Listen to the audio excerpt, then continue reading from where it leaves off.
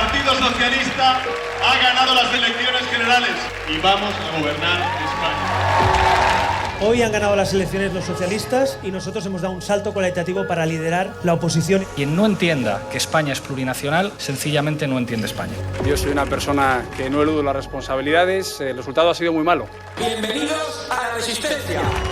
Ahora sí, ya todos saben qué terreno pisan. La euforia que se desató en Ferraz tras 11 años de no conocer la victoria la noche del domingo contrastaba con la desolación del balcón que nadie pisó en Génova. La fragmentación de la derecha impide un gobierno a tres, aunque no la irrupción con fuerza, pero menos de la que esperaba, de Vox. Sánchez será el próximo presidente, pero las cuentas no son claras, al menos de momento, hasta que pasen las elecciones municipales.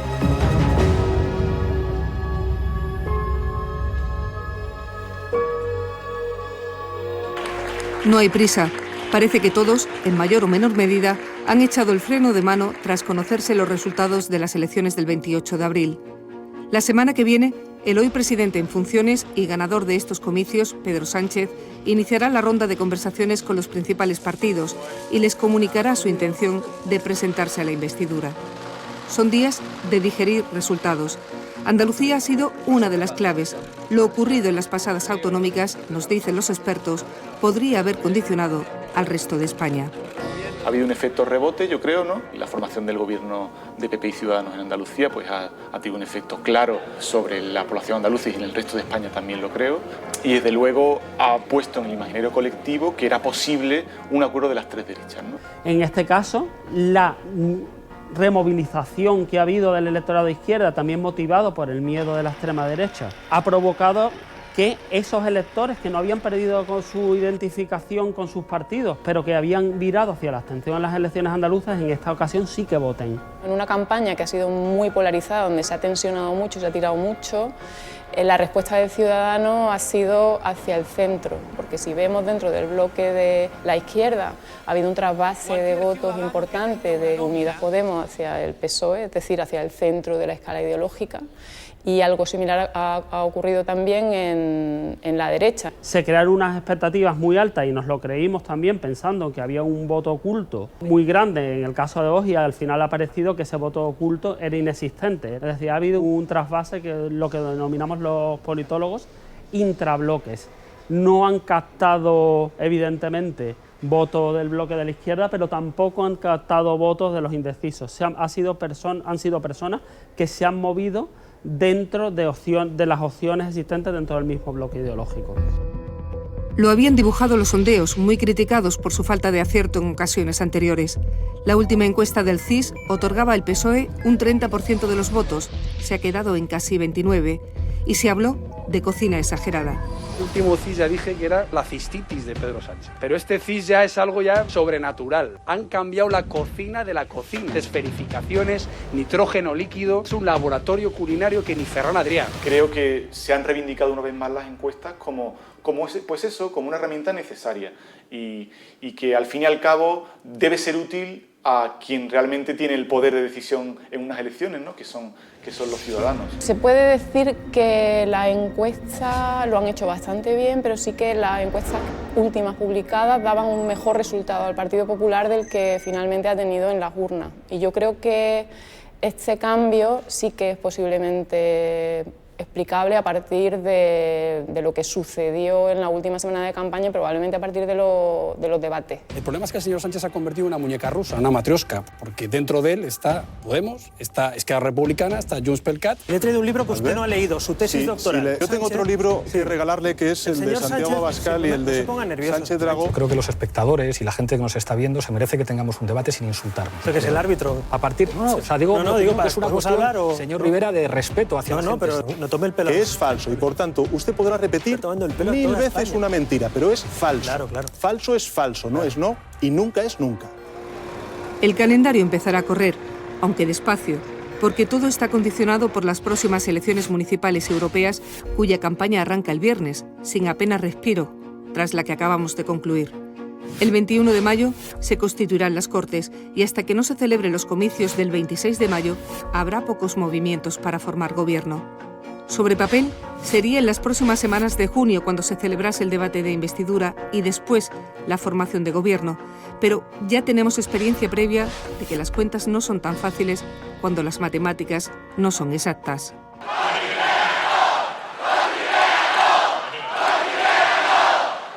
Yo creo que ha quedado bastante claro, ¿no? Es un resultado suficiente para construir un gobierno de coalición de izquierdas. Lo he escuchado. Nosotros no vamos a hacer como ellos, que ponen cordones sanitarios al Partido Socialista. Vamos a hacer una oposición leal a la Constitución. Vamos a liderar y vamos a controlar a este gobierno. La iniciativa la va a tener el Partido Socialista, no puede ser de otra manera. Tiene la posibilidad aritmética de buscar una coalición de gobierno, un pacto con Ciudadanos, pero no parece la más viable políticamente. Todo apunta a que Unidas Podemos van a intentar negociar ese acuerdo de gobierno y yo me atrevería a decir que es lo más probable.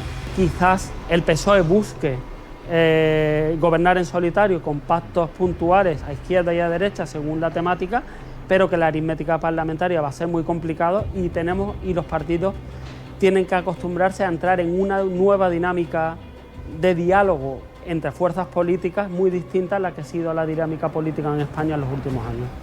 Se acabaron los tiempos de mayorías absolutas, pero estas elecciones permiten vislumbrar una cierta estabilidad que saluda a Europa, muy preocupada por el avance de la extrema derecha. Ha habido, yo creo que por parte internacional, una cierta tranquilidad porque no somos Italia. Que parecía que íbamos en la misma dinámica que Italia, ¿no? Partidos de derechas y de izquierdas populistas, radicales, incluso el diario The Economist o Financial Times querían que saliera un gobierno con el PSOE que le parecía más estable que un gobierno con la derecha, con Vox, que los partidos así extremistas de derecha y tal. El mundo financiero no quiere saber nada de ellos porque generan más inestabilidad. En economía es muy importante la cuestión de la estabilidad política, efectivamente, y yo creo que esa es la idea que han transmitido desde Europa, y también la cuestión de la incertidumbre. En economía la incertidumbre es muy mala. Los empresarios paran en sus decisiones de inversión, de contratación, de iniciar nuevas actividades. Los sindicatos, comisiones obreras y UGT no vamos a cejar en nuestro empeño de corregir la reforma laboral o las reformas laborales. Que esta es la hora de la movilización, que esta es la hora, compañeros y compañeras, de recuperar derechos y libertades. Europa no solo miraba a España como un anticipo de lo que puede pasar en las próximas elecciones europeas, sino también para garantizar el compromiso con una política económica que pasa por cumplir un objetivo de déficit que no ponga en riesgo el planteamiento de la Unión. Yo creo que a Europa lo que le importa ahora mismo, sobre todo pensando en Europa, que sea un gobierno que cumpla el déficit, que sea un gobierno que no haga disparates. Y yo creo que el PSOE no es un gobierno que vaya a ser disparate. Puede tener más tensión de si el déficit lo deja en el 2,3 o en el 2,7, pero bueno, no estamos hablando de no pagar el déficit o de irnos a un gasto público que desborde, ¿no? Nos vayamos a un déficit del 5 o el 6% del PIB. Eso no son cosas que se están barajando. Cuidado con cometer errores porque nos puede llevar a una situación de desaceleración brusca y nuestro empleo, nuestra creación de empleo está por debajo, nuestra tasa de desempleo está por encima, como siempre, de la media europea. Afortunadamente España ha crecido el año pasado en el 2,6%, por encima de la media europea, pero a pesar de todo, ese contexto de desaceleración puede llegar. Los retos económicos que se plantean al próximo gobierno pasan en primer lugar por aprobar un presupuesto que se quedó pendiente y que será la piedra angular de todo lo demás, de las políticas sociales y de las inversoras. ¿Qué pasará con las pensiones, con los impuestos o con la reforma laboral? Son cuestiones que se pondrán de inmediato encima de la mesa. Hay un principio fundamental y es que en esta situación los impuestos pues no deberían subir demasiado. Una subida de impuestos ante un contexto de desaceleración supone desincentivar la actividad económica y al desincentivar la actividad económica pues se produce menos y también se crea menos empleo. Porque la reforma que tienes que hacer no es volver a lo de atrás. Y eso el PSOE lo sabe. Un mercado laboral que no funcionaba, que te dejaba un 30% de contratos temporales, ¿para qué quieres volver a eso? O sea, si eso ya lo tienes, ¿no? Y la cuestión es que tienes que ir a algo nuevo. ¿Pero qué? Este es el tema, ¿no? Entonces, en ese qué, tú tienes que dar flexibilidad a las empresas, pero al mismo tiempo tenemos que ir a contratos fijos. Ese es el equilibrio. Estamos dispuestos a formar gobierno con el Partido Socialista.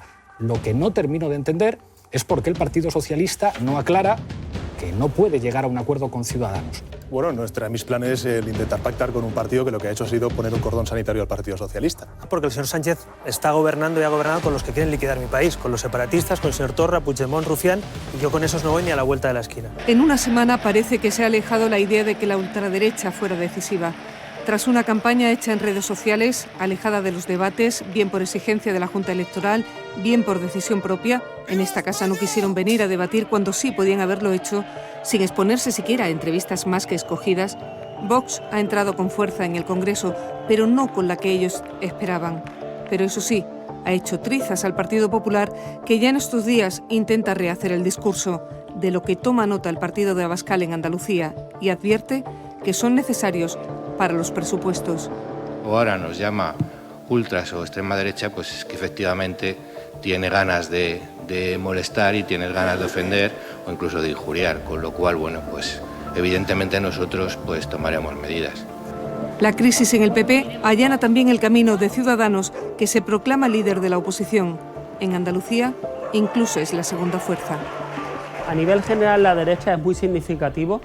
El sorpaso de Ciudadanos al Partido Popular es muy relevante y además estoy seguro que esto va a tener un impacto en las relaciones de los dos partidos que forman el gobierno andaluz. Esto va a crear tensiones, porque ¿quién es la fuerza hegemónica de la derecha ahora mismo? Creo que Ciudadanos ha tomado una postura valiente en estas elecciones, que ha sido apostarlo todo a tratar de ser el líder en el campo de la derecha, ¿no?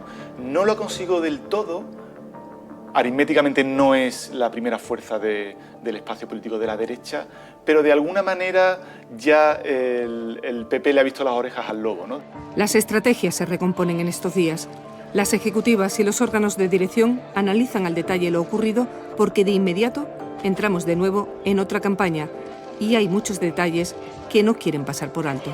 A mí me llama la atención cómo Vox ha conseguido ser primera fuerza en algunos municipios importantes de Andalucía, sobre todo su gran avance en el litoral y de hecho el sorpaso que Vox le da incluso al PP en el campo de Gibraltar, por ejemplo en Cádiz, o en la zona de Ejido en Almería. Ese crecimiento que se auguraba exponencial a partir de lo que había pasado en Andalucía realmente no se ha producido y se ha quedado más o menos en un porcentaje similar al que estuvo en las elecciones andaluzas.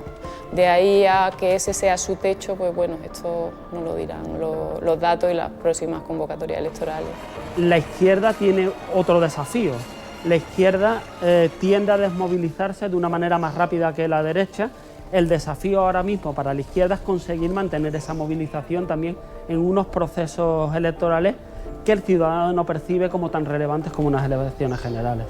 Pues los próximos comicios los tenemos a la vuelta de la esquina, elecciones municipales y europeas en las que también nosotros, los ciudadanos, decidiremos.